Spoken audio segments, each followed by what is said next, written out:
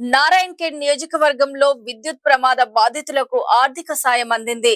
ఎన్నో ఏళ్లుగా పెండింగ్ లో ఉన్న పరిహార చెక్కులను ఎమ్మెల్యే డాక్టర్ పట్లొల్ల సంజీవరెడ్డి లబ్ధిదారులకు పంపిణీ చేశారు.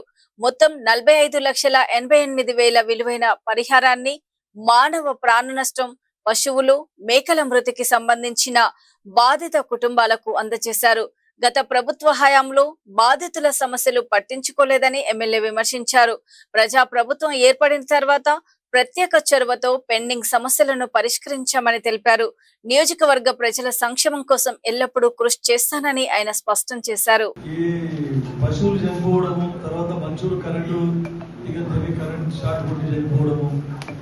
చాలా రోజుల నుంచి 2015వ సంవత్సరం అంటే గత టీఆర్ఎస్ ప్రభుత్వంలో ఉన్నప్పటి నుండి అట్లే పెండింగ్ ఉంటూ వస్తా ఉంది. ఎవరు పట్టించుకోలేదు దాని గురించి.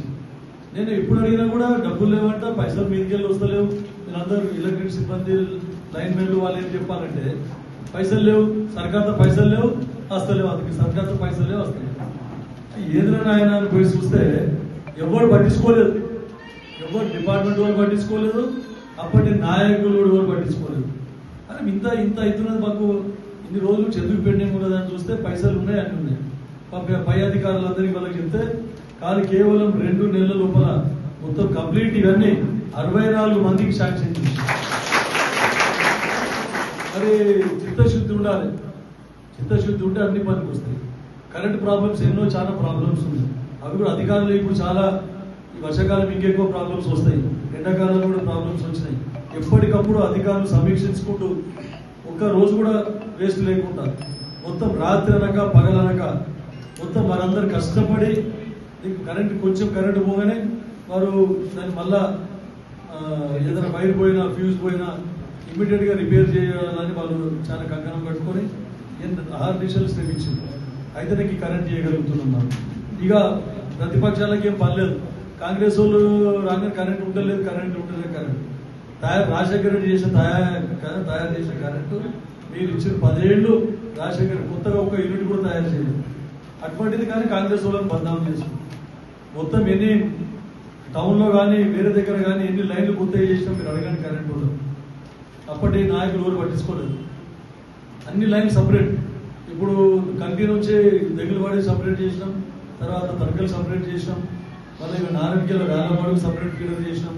ఇక నారాయణఖేడ్లోనే 10 ట్రాన్స్ఫార్మర్లు ఎక్కువ 160 kV ట్రాన్స్ఫార్మర్లు పెట్టినాం.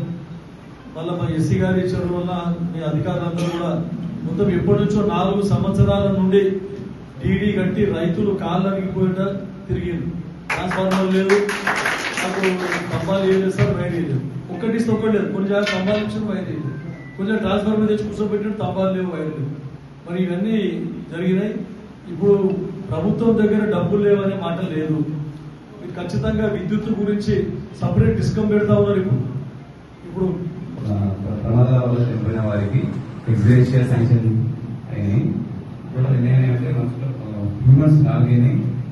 వారికి ఒక్కొక్కరికి 5 లక్షల చొప్పున 20 lakhs మంజూరు అయింది.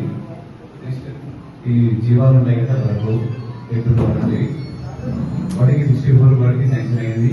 ఒక్కొక్కటి 40,000 రూపాయలు చొప్పున టోటల్ 25,60,000 రూపాయలు శాంక్షన్ అయింది. నెక్స్ట్ ఇంకా గొర్రెలు అలాంటి 4 వాటికి 1,000 చొప్పున 28